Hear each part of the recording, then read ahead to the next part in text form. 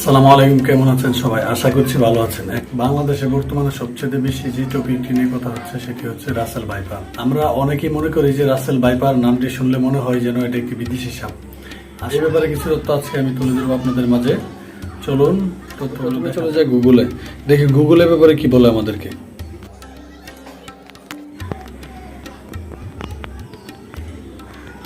Russell viper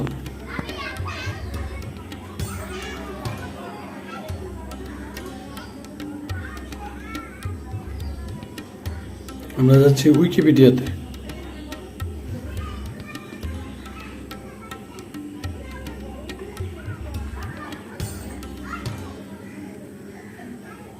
Rasel ভাইপারের আদি নিবাস হলো ভারত বাংলাদেশে।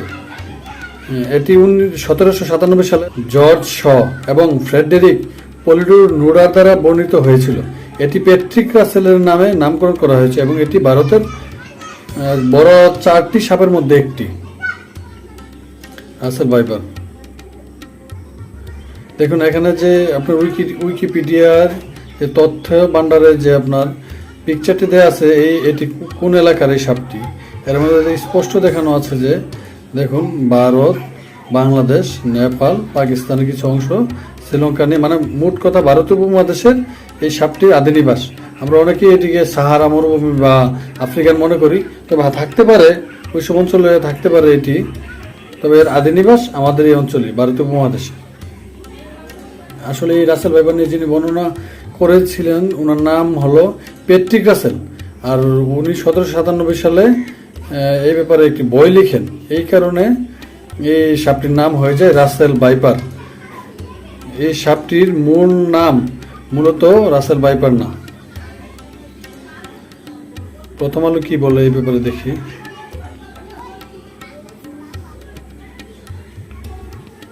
দেখেন কি বলছে প্রথম আলো। সাপের ছবি আর তার ভয়ঙ্কর রকম ব্যাখ্যা এখন ফেসবুকের পাতায় পাতায় ছড়িয়ে পড়েছে। একজন লিখেছেন সাপের বই ফেসবুক খুলতে পারছেন না। একজন জ্যেষ্ঠ সাংবাদিক লিখেছেন অনেক হয়েছে, এবার সাপের পুষ দিয়ে বন্ধ করে না নিতে পারছি না। তো আসলে অনেক কিছু লেখা হয়েছে এই সাপ নিয়ে সামাজিক যোগাযোগ মাধ্যমে।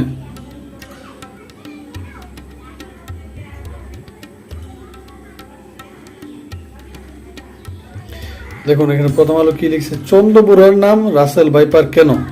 চন্দ্রপুরা ইংরেজি নাম রাসেল ভাইপার। আজকাল অনেকেই রাসেল ভাইপার বলছে, এটা ভুল নাম। স্যার প্যাট্রিক রাসেল আমাদের এই উপমহাদেশের সাপের শ্রেণীবিন্যাস বা ক্যাটালগিং এর কাজ শুরু করেন 17 শতকের শেষের দিকে। বলা হয় তিনি প্রথম কাগজে কলমে এই অঞ্চলে অনেক সাপের পরিচিতি এবং বিশ্লেষণ করেছিলেন। তার মধ্যে রাসেল ভাইপার বা চন্দ্রপুরা ছিল। তাই 18 শতকে সাপের চূড়ান্ত শ্রেণীবিন্যাসের সময় রাসেল সাহেবের সতীর্থ বিজ্ঞানীরা তার নাম জুড়ে দেয় সাপটির সঙ্গে। সেই থেকে চন্দ্রপুরা হয়ে যায় রাসেল ভাইপার। আচ্ছা, এটি অনেক বিষাক্ত বা বিষধর, এটা তো আমরা সবাই জানি।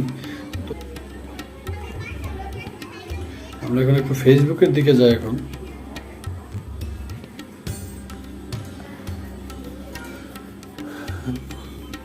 ফেসবুকে আমি একটা লেখা দেখি পিনাকি ভট্টাচার্য সাহেবের, তো দেখি লেখাটা পাওয়া যায় কিনা।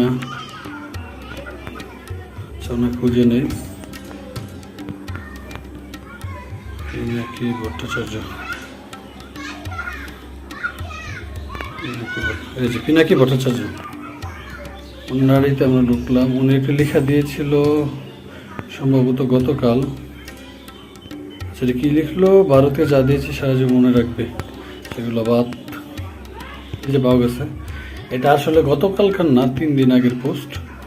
আমি হয়তো লেট করে দেখেছি, গতকাল দেখেছি। যাই হোক, এই যে রাসেল ভাইপার ইন্ডিয়ান সাপ না, এটা ভারতীয় উপমহাদেশের সাপ। সেই আদিকাল থেকে আছে এই হালকা লাল অঞ্চল। আচ্ছা ঠিক আছে, এটা না। চন্দ্রপুরা মূলত বরন্দ অঞ্চলে বেশি দেখা যায়, আর পানিতে কচুরি বানাতে বেশে এক জায়গা থেকে আরেক জায়গায় যায়, তা বরন্দ অঞ্চল নিয়ে বয়ে যাওয়া নদী অববাহিকায় দেখা যায় চন্দ্রপুরা। আচ্ছা কি লিখছে দেখেন, মেইন টপিক হলো এটা, চন্দ্রপুরা বিষধর। চন্দ্রপুরা বিষধর, তবে আক্রমণাত্মক না। কোনো সাপই সিনেমার মতো আগ বাড়ায় আক্রমণ করে না। বিরক্ত হলে সে হিস শব্দ করে তাড়ায় দিতে চায় মানুষকে। চন্দ্রপুরা বিষ ম্যানেজ করার জন্য আলাদা স্কিল লাগে। কোন সাপে আক্রান্ত হয়েছেন সেটা বর্ণনা করতে পারলে ডাক্তারের জন্য চিকিৎসা দেওয়া সহজ হবে। চন্দ্রমুড়া বিলুপ্ত প্রজাতির সাপ, একে মারবেন না, প্রকৃতির কোনো কিছু আজাইরা না।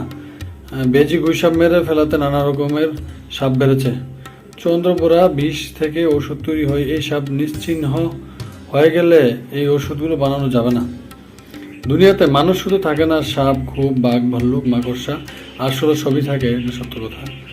চন্দ্রপুরা মূলত খেতে থাকে, কচুরি পানার মধ্যে থাকে। খালি পায়ে খেতে যাওয়ার অভ্যাস আমাদের বদলাতে হবে। কৃষকদের খেতে কাজ করার সময় গামবুট পরতে উৎসাহিত করতে হবে। ভাই, বাংলাদেশে কৃষক গামবুট পরবে না। সাপের আওয়াজ পেলে সরে আসুন। আমাদের পূর্বপুরুষরা চন্দ্রপুরা, গোখরা, বাঘকুমারীর সাথে লড়াই করে জঙ্গল কেটে এই ফসলি জমি তৈরি করেছেন। সাপে কাটলে এই অংশটায় কোনো বাঁধন দেবেন না, কাটবেন না। আসলে আগে আমরা জানতাম যে যেখানে সাপে কাটে যদি, তাহলে এর নিচে এবং উপরে বাঁধতে হয়, বা উপরে দুইটা বাদ দিতে হয়। এখন এগুলো আসলে বর্তমান মডার্ন চিকিৎসা এগুলো না মানার জন্যই বলে থাকেন। মুখ লাগিয়ে বেহুলার মতো বিষ চুষে নেওয়ার চেষ্টা করবেন না, এটা আসলে বোকামি। বিষ তো আপনার জিহ্বায় বা আপনার মুখের মাধ্যমে আপনার শরীরে প্রবেশ করবে। সাপের কামড় খাওয়া ওই অংশটা যেন নড়াচড়া না করে সেই ব্যবস্থা করবেন। আমরা বলি ইমোবিলাইজ করতে হবে। আক্রান্তকে শান্ত থাকতে হবে, আশ্বস্ত করবেন যে সাপের বিষের চিকিৎসা ডাক্তার দেখেছে 1-2 এর ব্যাপার, এটা সত্য, এটা অ্যান্টিভেনম দিতে পারে, ওনারা দ্রুত চিকিৎসা করতে পারেন। আমি নিজের আছে মেডিকেল কলেজে ইন্টার্ন করার সময় কম করে হলেও 4 জন চন্দ্রপুরা কামড় রোগীকে সুস্থ করেছি। আচ্ছা, এই হলো আমাদের চন্দ্রপুরা ইয়াদুবান্ত। আসলে এখানে বই পাওয়ার কিছু নাই, এখানে আমাদের এই যে সোশ্যাল মিডিয়া অনেক কিছু আকবিরে অনেক কিছু বাড়িয়ে বলেন। আচ্ছা, এখন একটা জিনিস আসলে এই যে কি বলে সোশ্যাল মানে ফেসবুক বা কোনো কিছুতে ঢুকলেই দেখা যাচ্ছে পত্রপত্রিকায়, সেটা হলো এই যে একটা ইমেজ দেখতে পাচ্ছেন যে বাংলাদেশের ভিতর দিয়ে ইন্ডিয়া কি রেল লাইন নিয়ে গেলো, এগুলো কি চন্দ্রপুরা নাকি? মনে হয় রাসেল ভাই বাজাচ্ছে বাংলাদেশের উপর দিয়ে। আবার কি দেওয়া, বাংলাদেশ তো ভারতের পতাকার ম্যাপ করা হয়, কি এক অবস্থা। এই যে দেখেন সব রাসেল ভাই বাংলাদেশে খাই ফেলছে, একদম পুরা শেষ বাংলাদেশ। আচ্ছা যাক, এগুলো আমার কথা না, এগুলো হলো ওনার কথা, এগুলো আমি দেখালাম। ঠিক আছে, সব ওনার কিছু কথা আমার ভালো লাগে, আবার কিছু কথা অতিরঞ্জিত বলেন। তো ভাই আজকে এই পর্যন্তই। আল্লাহ হাফেজ, ভালো থাকবেন।